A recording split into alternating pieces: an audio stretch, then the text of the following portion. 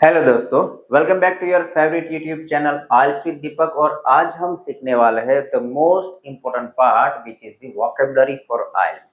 जी हाँ, vocabulary for speaking, for writing, for reading and for listening. दोस्तों, सभी को ये एक क्वेश्चन होता है, mostly the students specially who are preparing for IELTS, PTE, TOEFL, CELPIP, Duolingo और even the person who is learning spoken English. एक ही question होता है कि वोकैबुलरी कैसे प्रिपेयर करें, क्योंकि आज हमने कोई वर्ड प्रिपेयर किया तो कंप्लेन ये आती कि सर आज मैंने 5-15 वर्ड्स मैंने रट्टा लगा दिया, लाइक एक बुक में 5 बार 10 बार लिख के मैंने उसे प्रिपेयर कर लिया, फिर जब मुझे उसकी जरूरत होती याद नहीं रहता, I can not recollect, word don't come. तो उसे कैसे प्रिपेयर करें? वोकैबुलरी का प्रिपरेशन करने का सही तरीका क्यों है? क्योंकि हमारी भी ये है ना, throughout our academic journey हमने बहुत सारे वर्ड्स वोकैबुलरी प्रिपेयर किए हैं, लेकिन आप दिल से बोलना, क्या आपको सब वर्ड्स याद है? नहीं, हम भूल जाते हैं। एक रीजन ये है उसका कि हम उस वर्ड को हमारी डे टू डे लाइफ में और इन आर प्रैक्टिकल लाइफ उसे यूज नहीं करते, इसलिए क्या कि वो हमारे सबकॉन्शियस ब्रेन में चला जाता है, इसके फिर याद रहता नहीं है। जब भी जरूरत हो वर्ड्स हमें रिकॉल, मीन्स के वी कैन नॉट रिकॉल और recollect the words from our storage, याद नहीं आते। रीजन क्या है? तो एक तो यूज नहीं करते डे टू डे लाइफ, और दूसरा जब हम वोकैबुलरी प्रिपेयर करते हैं तो the way of preparation method is incorrect somehow. हम जो वर्ड्स प्रिपेयर करते हैं उसकी वजह से वो याद नहीं रहते, क्योंकि हमारी प्रिपरेशन के मेथड क्या है? एक वर्ड लिया, लिख लिया, एक दो दिन चला, फिर भूल गए, तो उसे हम दोबारा यूज नहीं करते। एक रीजन ये है। दूसरा हम देखते हैं कि वर्ड प्रिपरेशन कैसे होना चाहिए, तो word preparation should be like this way. I am explaining कैसे।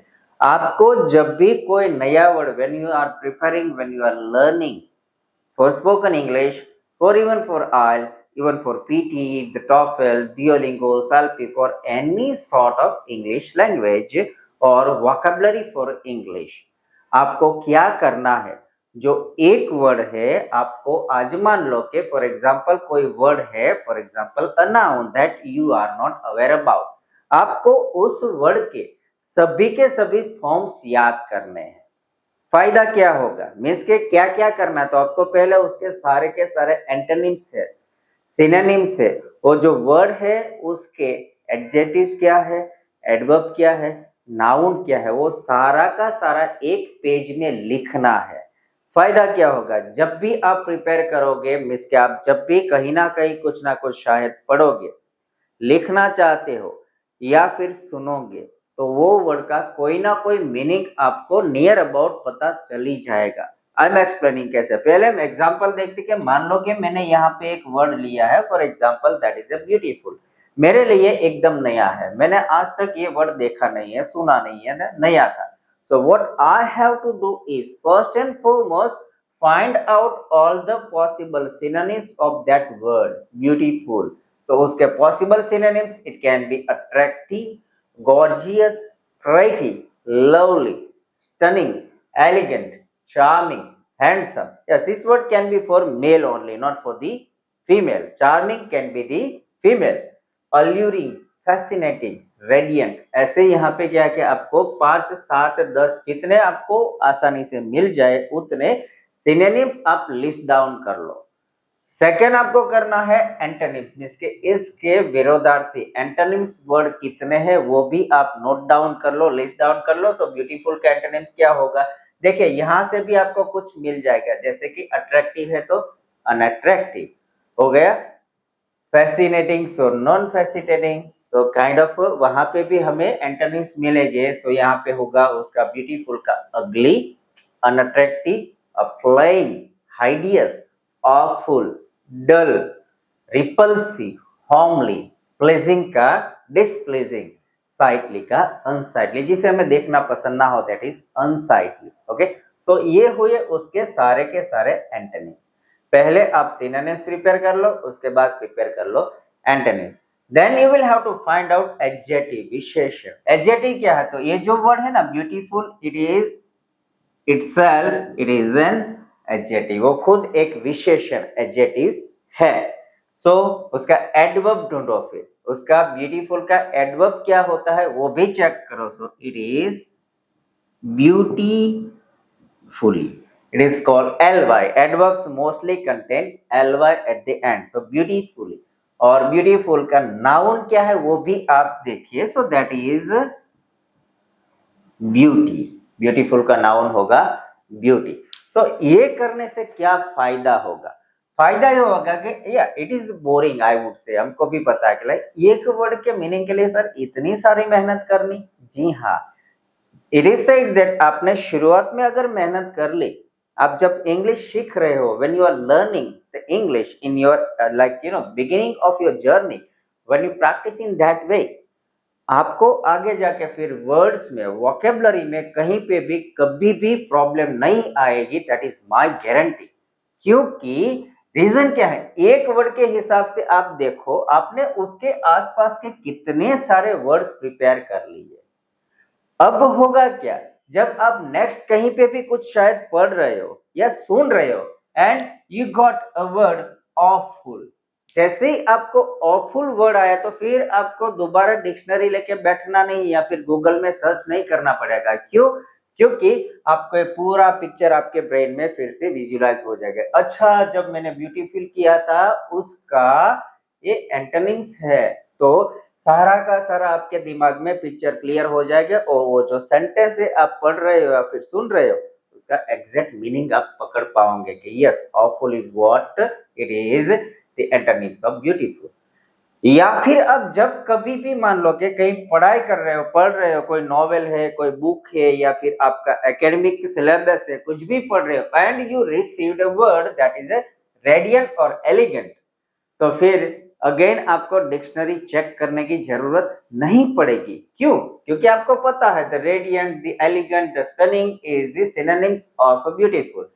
तो आपको हर रोज, आई एम नॉट आस्किंग कि आप हर रोज 50 स्पेलिंग कर लो, आपको हर रोज के ऐसे सिर्फ 10 वर्ड प्रिपेयर करना है, just 10 words a day. 10 words करोगे, आप यहाँ पे कैलकुलेट करो कितने हो गए, let's calculate 1 2 3 4 5 6 7 8 9 10 11 12 13 14 15 16 17 18 19 20 21 2 3 4, okay, almost 25 spelling हमने प्रिपेयर किए। कितने? एक वर्ड के हिसाब से हमने 25 वर्ड प्रिपेयर किए। मान लो हम 10 ऐसे प्रिपेयर करते हैं रोज के 10, कितने हुए? 10 करेंगे यानी कि 250, 250 वर्ड्स इन अ डे, और वो भी इजी वे से, क्योंकि सारा का सारा क्या है कि एक दूसरे के आसपास है। आप कभी भी ये वर्ड्स भूलोगे नहीं।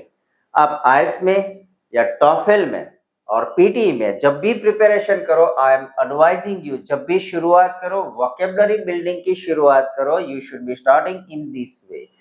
Always find for the possible synonyms, try to look for the possible antonyms, and always look for the words itself, the adjective, the adverb and the noun क्या है उसका वो भी देख लीजिए। तो कि जब भी आपको, क्योंकि आइल्स में हम देखते हैं तो क्या है, सिनोनिम्स का बहुत ही इंपॉर्टेंस है।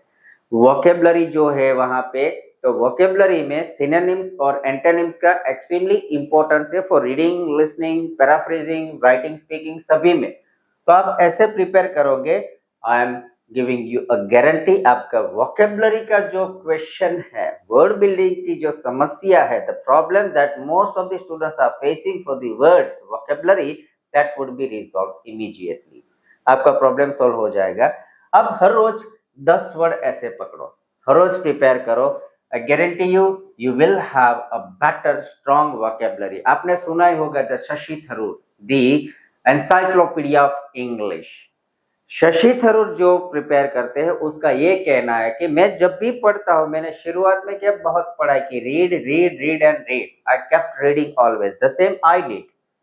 तो रीडिंग जब करते हैं तो क्या है कि जब कुछ नया वर्ड आता है तो उसका एग्जैक्ट मीनिंग नहीं पता, लेकिन उसका समहाउ नियर अबाउट मीनिंग पता चल जाता है। कैसे? क्योंकि बेसिक में ये होता है। बेसिक प्रिपरेशन जब की है तो बेसिक प्रिपरेशन के टाइम में जब हमने वर्ड्स को ऐसे अगर प्रॉपर वे में प्रिपेयर किया हो तो आगे जाके हमने फिर वोकेबलरी की कोई भी क्वेश्चन नहीं आएगा, समहाउ नियर अबाउट मीनिंग पता चली जाएगा। भारी भारी डिक्शनरी खोलने की जरूरत नहीं पड़ेगी। So friends, this is the way you can prepare your vocabulary, and let's catch you up in next video for IELTS tips and techniques। and ये वीडियो सभी के लिए, not only for IELTS student, ये video सभी के लिए जो English को सीख रहे हैं। तो ये वीडियो को मैक्सिमम टू मैक्सिमम शेयर कीजिए, इसको लाइक कीजिए और सब्सक्राइब भी कीजिए और बेल आइकन को भी प्रेस करना मत भूलना, ताकि ये वीडियो सभी तक पहुंच सके। और आपको वोकैबुलरी में कोई भी क्वेरी, कंसर्न, इश्यू है तो नीचे कमेंट बॉक्स में कमेंट करना भी मत भूलना। और साथ में आपको ये वीडियो कैसा लगा वो भी कमेंट में जरूर से लिखना। Thank you so much.